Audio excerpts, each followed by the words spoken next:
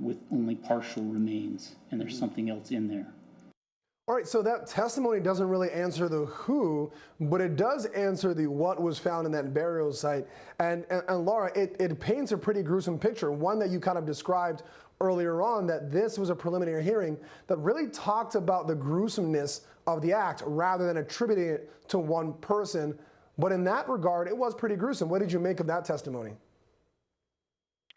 I mean, the FBI agent sounded more like an archaeologist. It was almost like all they're doing is trying to find the different pieces. He didn't know. He almost didn't sound like he was in law enforcement.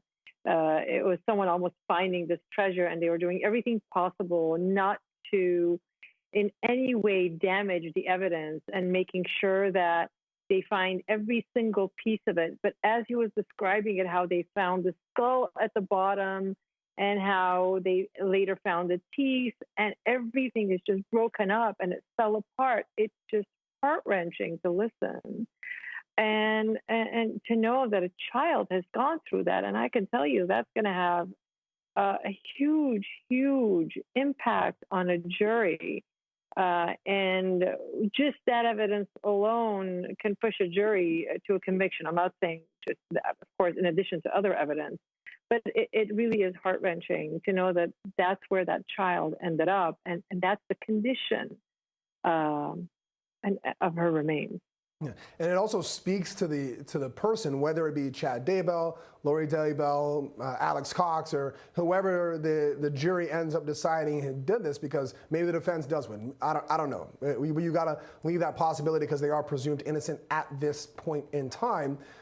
But whoever did commit this crime had a very heinous view of how they wanted to dispose of those bodies. Let's listen to a little bit more testimony. Let's listen now to the cross of the FBI agent during that hearing and see what kind of information might have been gleaned from there.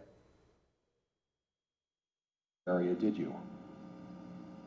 So the area that I assessed to be visually where I could see what I thought could be graves, that was excavated. With our data, our total station data, and our Faro scanning data, we will know what areas we excavated and what areas we didn't. Okay. And the area that you determined, and that's what's really important about what you're saying, because there's a distinction. The area that you designated as potential graves doesn't necessarily encompass the entire area where the soil in that 20 by 20 is located, is it? I don't know what 20 by 20 area you're referring to. Well, I made a representation that is it possible that the area that you explored, that you're describing as the pet cemetery, you designated how big that area was.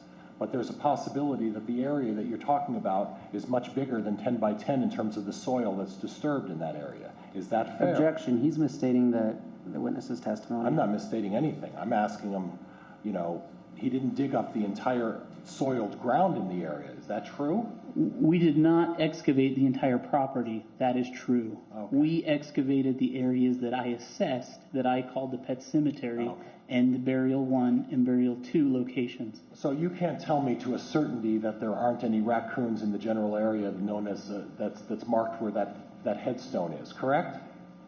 I'm not going to be able to tell you if there are other animals buried on any of the other property besides the locations we excavated. Right.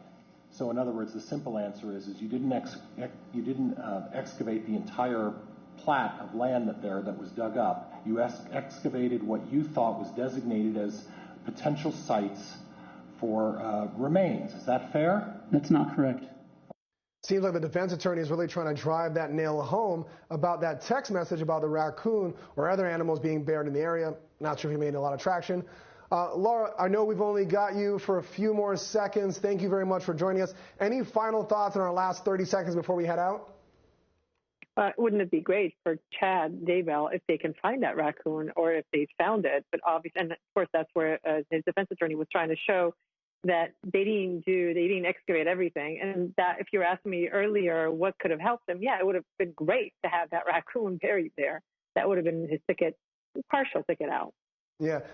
Maybe the defense attorney does their own investigation and they bring a dead raccoon into the trial. That would be very interesting. I'm not sure, but thank you everyone for joining us. We'll continue with our regularly scheduled program tomorrow here at the Law and Crime Network. Have a nice day, guys.